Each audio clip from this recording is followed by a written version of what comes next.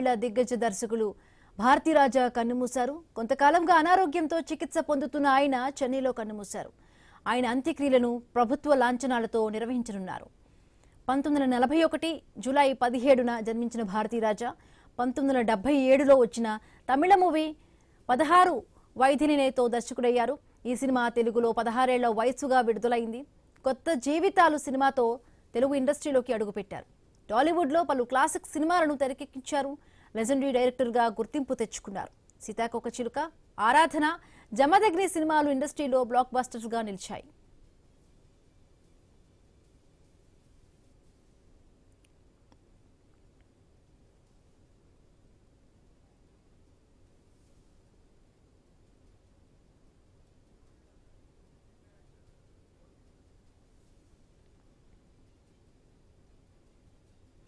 చిత్ర పరిశ్రమలో తీవ్ర విషాదం నెలకొంది. ప్రముఖ తమిళ దిగ్గజ దర్శకులు భారతీరాజా కన్నుమూశారు. కొంతకాలంగా అనారోగ్యంతో చికిత్స పొందుతున్న ఆయన చెన్నైలో మరణించినట్టుగా తెలుస్తోంది. రైట్, ఈయన మరణంపై ఇండస్ట్రీ అంతా కూడా ఒకసారిగా దిగ్భ్రాంతికి గురైంది. రైట్, మనతో మాట్లాడేందుకు మ్యూజిక్ డైరెక్టర్ కోటి గారు కూడా ఉన్నారు. నమస్తే అండి కోటి గారు. చాలా విషాదం చిత్ర పరిశ్రమలో భారతీరాజా గారు కన్నుమూసినట్టుగా తెలుస్తోంది. చాలా ఈ రోజు మార్నింగ్ న్యూస్ వినగానే చాలా షాక్ గురయ్యాము. అంటే డైరెక్టర్స్ లో ఒక ట్రెండ్ సెట్టింగ్ అంటారు చూసారా, అది ఒక్క మాట ఆయనకు ఒక్కరికే చెందుతుంది. భారతీరాజా ట్రెండ్ అనేది భారతదేశానికే, మూవీ మేకర్స్ అందరికీను ఆయన ట్రెండ్ క్రియేట్ చేశాడు. ఆ స్టైల్ ఆఫ్ మూవీస్ నేను చెన్నైలో పుట్టి పెరిగినోడు. నేను అక్కడ అసలు ఎంజిఆర్, శివాజీ గారు వీళ్ళ హయం అంటారు మొత్తం ఆ టైప్ ఆఫ్ మూవీస్ ఉండేది ఆ రోజుల్లో, ఒక ఫార్ములా బేస్డ్ మూవీస్. ఎప్పుడైతే భారతీరాజా గారు వచ్చారో టోటల్ ట్రెండ్ అంటే టోటల్ విలేజెస్ లో ఆ న్యాచురల్ ఎలా ఉంటుంది, విలేజెస్ లో న్యాచురాలిటీని అంత చక్కగా పిక్చరైజ్ చేసి ఆయన యాక్చువల్లీ కన్నడ డైరెక్టర్ పుట్టన్న గారు ఒక ఆయన ఉన్నారు, గ్రేటెస్ట్ డైరెక్టర్. ఆయన కూడా ఆయన శైలి ఫాలో అయ్యాడు అన్నమాట. అది ముఖ్యంగా ఆయన శిష్యుడే, ఆయన పుట్టన్న గారి శిష్యుడు భారతీరాజా గారు. అలాగా అక్కడి నుండి ఆయన ఆ ట్రెండ్ తీసుకొచ్చి తమిళనాడులో ఫస్ట్ ఇళయరాజాని కూడా తీసుకొచ్చింది ఆయన. ఇళయరాజా గారిని వీళ్ళంతా ఒక గ్రూప్ గా వచ్చారు, వచ్చి ఒక ట్రెండ్ క్రియేట్ చేశారు. అయితే ఒక రెవల్యూషన్, అసలు మొత్తం చిత్ర పరిశ్రమ మొత్తం మార్చేశారు వచ్చి. ఈయన రావటం తర్వాత భాగ్యరాజా గారు కూడా ఈయన దగ్గర పనిచేసి అసిస్టెంట్ గా పనిచేసి ఆయన కూడా ఒక డైరెక్టర్ గా, మంచి డైరెక్టర్ గా పేరు తీసుకున్నాడు. ఆయన కూడా చాలా న్యూ థాట్స్ తోటి అంత చక్కగా ఆయన విజువల్స్ కి ఇళయరాజా గారు కూడా వాళ్ళిద్దరు కాంబినేషన్ అంత గొప్పగా ఉండేది ఆ రోజుల్లో. ఒక కమల్ హాసన్ గారిని అయితేనేమి, రజనీకాంత్ గారు, శ్రీదేవి లాంటి గారు అందరినీ కూడా చాలా వరకు అంటే విభిన్న కోణాల్లో కూడా చూపించిన దర్శకుడిగా కూడా ఈయన థాట్స్. 16 ఏళ్ల వయసు మన తెలుగులో వచ్చింది, అది తమిళ ఒరిజినల్ అనమాట. అది దాంట్లో రజనీకాంత్ గారు, కమల్ హాసన్ గారిని ఇద్దరిని డిఫరెంట్ క్యారెక్టర్స్ ఎంత గొప్పగా. కమల్ హాసన్ అయితే ఏ హీరోలు చేయరు అటువంటి రోల్స్, కానీ ఆ రోజుల్లో అలా చేయించి ఒక కొత్త ట్రెండ్ క్రియేట్ చేశాడు. సిగప్పూర్ రోజా అని ఒకటి కమల్ హాసన్ మీద ఒక ఫుల్ మర్డర్ మిస్టరీ మూవీ తీశాడు. ఎంత కొత్తగా ఉంటుందో సినిమా ఆ రోజుల్లో. మేము ఎగబడి చూసేవాళ్ళం. భారతీరాజా సినిమా వస్తుందంటే ఎగబడి చూడటమే. అంత పెద్ద డైరెక్టర్ ఈ రోజు అంటే ఎంత పెద్దోళ్ళు ఇంటికి ఉంటే చాలు అనుకుంటాం. వాళ్ళు ఏమి చేయకపోయినా వాళ్ళు ఉంటే ఒక ఆదరణ, ఒక ధైర్యం ఉంటుంది. అలాగా ఇప్పుడు ఇండస్ట్రీకి ఆయన అంత పెద్ద మనిషి. ఈ రోజు ఇండస్ట్రీకి ఎంతో లాస్ అనమాట. ఆయన లేని లోటు మటుకు చాలా గొప్ప విషయం, చాలా పెద్ద లాస్, చాలా గొప్ప లాస్. అంటే కోటి గారు జనరల్ గా అంటే సినిమా ఇండస్ట్రీలో అంతా కూడా కొంత సెంటిమెంట్ ని నమ్ముతారంటారు. భారతీరాజా గారు ఇంట్రడ్యూస్ చేసిన హీరోయిన్స్ ఎవరైతే ఉంటారో అంటే ఆయన సినిమాలో యాక్ట్ చేసే వాళ్ళందరూ కూడా హీరోయిన్స్ ఆర్ అనే అక్షరంతో కూడా ఆయన మొదలయ్యే విధంగా కూడా చూసుకునేవారంట. ఒక రాధిక గారు గాని, రాధ గారు గాని, రేవతి గారు గాని. అవును, అవునమ్మా. అసలు సుధాకర్ కూడా, మనం సుధాకర్ గారు ఉన్నారు కదా కామెడీ, ఆయన కూడా హీరోగా దీంట్లో చేశారు. కిలకపూర్ రైలు దాంట్లో అనుకుంటాను. అప్పుడు సుధాకర్ ను కూడా ఎంకరేజ్ చేసింది ఆయనే. మన తెలుగు వాళ్ళని తమిళ డైరెక్టర్ ఎంకరేజ్ చేయడం ఫస్ట్ టైం. అంత సుధాకర్ కి అంత మంచి పేరు అనమాట. చాలా సినిమాలు చేశాడు సుధాకర్ గారు కూడా తమిళ మూవీస్ అన్ని. అలాగా అంత ట్రెండ్ క్రియేట్ చేసిన చాలా గొప్ప వ్యక్తిత్వం ఉన్న కూడా చాలా మంచి మనిషి అంటారు వారిని. నాకు ఎక్కువ పరిచయం లేదు. ఒకసారి ఎప్పుడో స్టూడియోలో ప్రసాద్ స్టూడియోలో ఎప్పుడో ఇళయరాజా గారి రికార్డింగ్ వాయించినప్పుడు నేను ఒక బేసిటార్ వాయిస్తున్నాను రాజా గారికి. ఏదో ఏదో సినిమా అది మౌన రాగమో ఏదో, అది మణిరత్నం అది. ఏదో ఈయన వచ్చాడు అప్పుడు, వచ్చి థియేటర్ లోపలికి వచ్చి రాజా గారిని కలిసి మాట్లాడేసి వెళ్ళిపోయాడు అనమాట. అప్పుడు చూడడం ఆయన్ని భారతి రాజా గారు.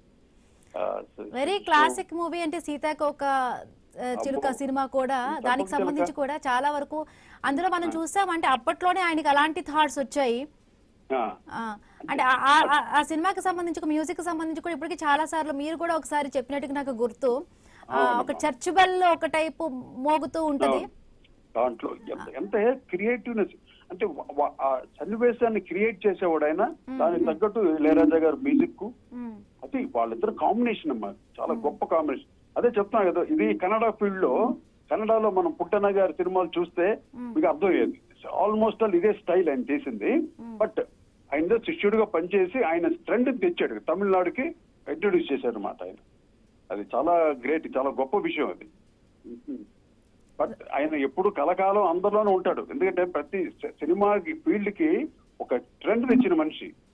ఎప్పుడు కలకాలం ఆయన బ్లెస్సింగ్స్ అందరికీ ఉంటుంది, కొత్త డైరెక్టర్స్ కానీ ఆర్టిస్టులకి అందరికీ. ఒక విశ్వనాథ్ గారు, ఒక బాపు గారు, ఇప్పుడు భారతీ రాజా వంటి వాళ్ళు, వీళ్ళందరూ అంటే వీళ్ళ శకం ముగిసింది. ఇప్పుడు కొత్తగా వచ్చే డైరెక్టర్స్ కి అంటే వీళ్ళ నుంచి ఎలాంటి స్ఫూర్తిని తీసుకోవాలంటారు? అంటే నాకు ఇప్పటికీ ఒక బాధ ఏంటో సార్, ఒక కె విశ్వనాథ్ గారు లాంటి దర్శకుడు ఇంతవరకు మన తెలుగులో పుట్టలేదు, ఇంకా పుట్టలేదు ఎవడు. ఎంత గొప్ప గొప్ప సినిమాలు తీసిన మహానుభావుడైనా, ఆయన శిష్యుల్లో ఎవడు ఒకడు కూడా ఆయన ట్రెండ్ తీసిన డైరెక్టర్ ఒక్కడు లేడు. అలాగే భాగ్యరాజా వచ్చాడు అక్కడ ఆయనకి శిష్యుడుగా. ఒక బాపు గారి శిష్యుడుగా ఎవరున్నారు చెప్పండి? ఆ స్టైల్ ఆఫ్ మూవీస్ తీసే డైరెక్టర్లు ఎవరున్నారు?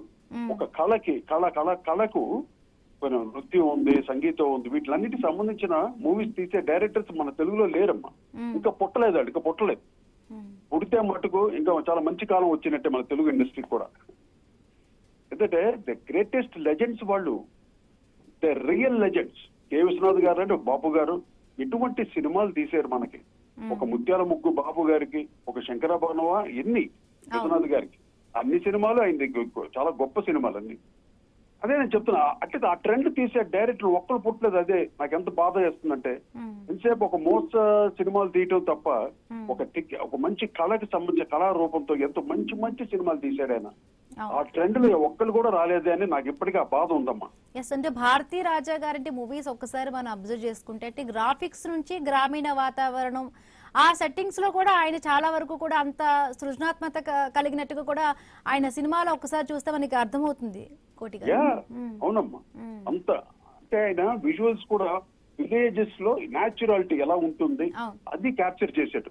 మాక్సిమం అతని సినిమాల్లో క్యాప్చర్ చేసింది న్యాచురాలిటీ. విలేజెస్ లో ఎలా ఉంటారు, గ్రామీణ వాతావరణం ఎలా ఉంటుంది, ఆ వాతావరణంలో ఆ మనుషులు ఎట్లా ఉంటారు, అది బాగా రీసెర్చ్ చేసి ఆయన అది ఇంప్లిమెంట్ చేశాడు.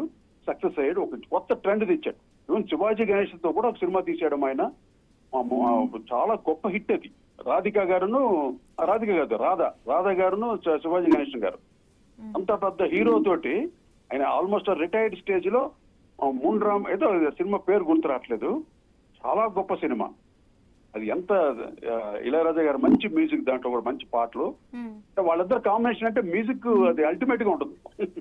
భారతీ రాజా సినిమా అంటే ఇళయరాజా మ్యూజిక్ అల్టిమేట్ అనమాట, అల్టిమేట్ గా ఉంటుంది. వాళ్ళిద్దరూ ఒక ట్రెండ్ క్రియేట్ చేసినటువంటి గ్రేటెస్ట్ ఆర్టిస్ట్ వాళ్ళు, కళాకారులు, గ్రేటెస్ట్. అంటే ఇప్పుడు అంటే అలాంటి దిగ్గజ దర్శకులు ఎవరు కూడా మనకి లేరు అంటున్నారు. బట్ ఇప్పుడున్న ఏదైతే కూడా ఈ గ్రాఫిక్స్ మొత్తానికి కూడా ఈ నేటివిటీ అంతా కూడా చూసుకుంటే అప్పటి నేటివిటీ అంతా కరువు అవుతున్నట్టుగా అనిపిస్తుందా సార్ ఇప్పుడైనా? అంటే లేదు, ఇప్పుడు ట్రెండ్స్ అన్ని మారిపోయింది టోటల్ గా. ఇప్పుడు విలేజెస్ ఎక్కడ ఉన్నాయి చెప్పండి? ఆల్మోస్ట్ అన్ని విలేజ్లు టౌన్లు అయిపోతున్నాయి. అన్ని టౌన్స్ అయిపోయి ఇప్పుడు ఏఐలు వచ్చేసి, టెక్నాలజీ, కంప్యూటర్స్ ఎన్ని వచ్చేసి కొంచెం ఎలా వెళుతూ ఉంటుంది, ముందుకు వెళ్తుంటది. ట్రెండ్స్ ని బట్టి ఇప్పుడు డైరెక్టర్స్ లేదు నేను చెప్పట్లేదు. అంటే ఇప్పుడు ట్రెండ్ బట్టి పాపం వాళ్ళు ఎన్నో రకాల సినిమాలు తీయాలి, ఎన్నో గ్రాఫిక్స్ తోటి తీయాలి. జనాలకి అలవాటు అయిపోయింది. ఇప్పుడు ఇంగ్లీష్ సినిమాలు అన్ని చూస్తున్నారు. ఫోన్ లో కొడితే ప్రతి ఇంగ్లీష్ సినిమా ఫోన్ లో వచ్చేస్తుంది, అన్ని చూస్తున్నాం, టీవీలో చూస్తున్నాం. దానికి ఏమాత్రం తగ్గకుండా ఉండాలంటే గ్రాఫిక్స్ మనం కూడా చేయాలి. అందువల్ల పాపం మన డైరెక్టర్స్ కూడా చాలా కష్టపడుతున్నారు. ఒక్కొక్క సినిమాని హిట్ చేయటం అన్నది ఆడియన్స్ కి పల్స్ తోటి బాబోయ్ ఇప్పుడు ఈ రోజు రాజమౌళి గారు చేస్తున్నాడు చాలా పెద్ద సినిమా, ఎంత ప్రెషర్ ఉంటుంది ఆయనకి చెప్పండి. ఒక రూడ్ డైరెక్టరే కానీ ఎంత ప్రెషర్ ఉంటుంది. ఒక డైరెక్టర్ కి సక్సెస్ ఇవ్వాలంటే ప్రతి డైరెక్టర్ కి, నాట్ ఓన్లీ రాజమౌళి గారు, ప్రతి డైరెక్టర్ కి ఎంతో బాధ్యత ఉంటుందండి. ఇప్పుడు పెద్ద రిలీజ్ అయింది, పాపం ఆ డైరెక్టర్ ఎంత టెన్షన్ అయి ఉంటాడండి. ఆయన ఎంత కష్టపడి తీసాడు. ఈ రోజు అంత మంచి టాక్ వచ్చింది సినిమాకి. సక్సెస్ క్రీమ్ ని ఎంజాయ్ చేస్తున్నారు అందరూ.